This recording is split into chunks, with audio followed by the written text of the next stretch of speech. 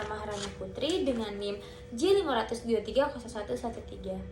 Pada saat ini saya akan menjelaskan apa itu preparat dari sel dan epitel.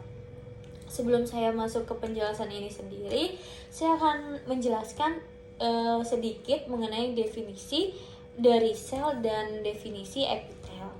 Nah, definisi sel itu adalah kesatuan fungsional dalam kehidupan.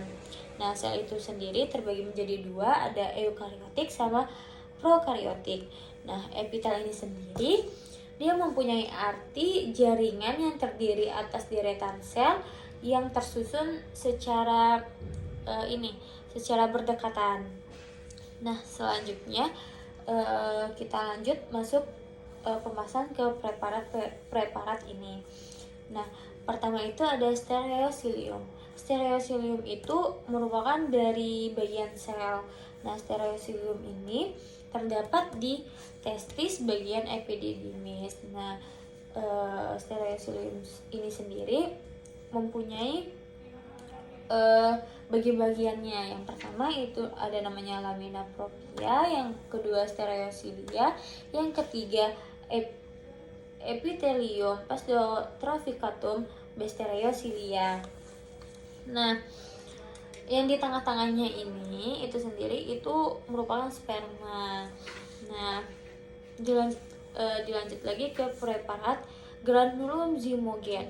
Nah, preparat ini sendiri itu terdapat di bagian pankreas. Nah, ini ada bagian juga. Yang pertama ini ada dari granulum zymogeni, dan selanjutnya titik-titik merah ini itu adalah pars exocrine.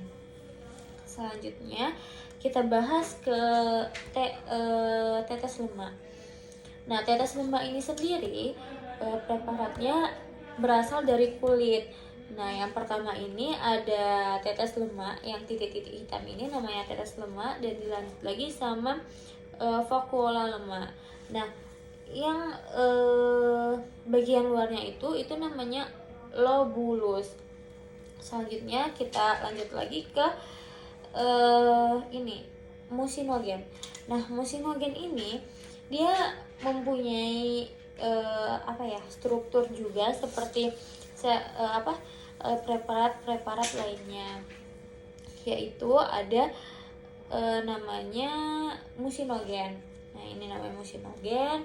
Selanjutnya ada namanya villi intestinalis, dan yang ketiga itu ada namanya sel makrofag Peyer's patch. Nah, selanjutnya ini ada kromosom. Kromosom itu ada 4. Selanjutnya kita lanjut lagi ke preparat yang selanjutnya itu ada namanya makrophagocytus. Nah, ini yang berfungsi sel untuk pertahanan tubuh. Nah, itu dari makrophagocytus itu memiliki struktur tersendiri, yaitu ada sel cover, terus ada vena centralis yang terdapat di pusat ini namanya vena centralis, dan selanjutnya ada sitoplasma dan hepatosit.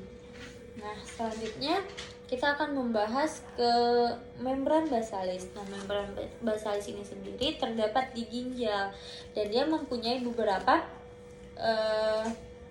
strukturnya juga. Itu ada membran basalis, ada epitel simplex squamosa. Berarti epitelnya itu hanya satu. Nah, terus ada namanya glomerulus. Nah, dari membran basalis ini sendiri dia mempunyai fungsi, yaitu untuk menyokong struktur epitel, dan ada juga menyaring substansi yang masuk ke epitel.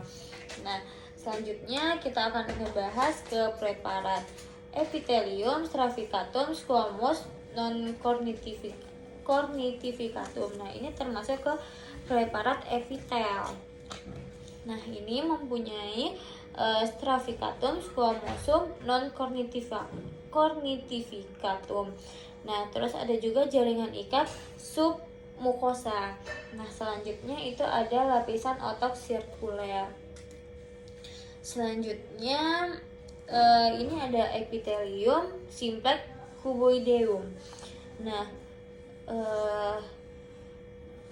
ini mempunyai struktur yaitu ada epitel kuboid, epitel simplex, sama massa holoid.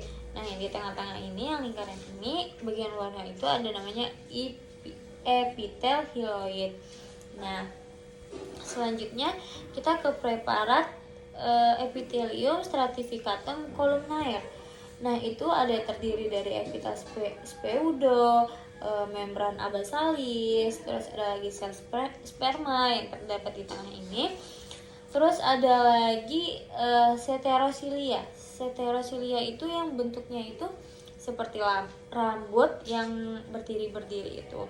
Nah, terus ada lagi namanya jaring ikat. Nah, selanjutnya ini ke preparat yang terakhir itu ada namanya epithelium transisional. Nah, seingat saya transisional itu bentuknya itu semu. Nah, terus itu ada terdiri dari jaringan ikat, terus ada epitel transisional sama sel permukaan.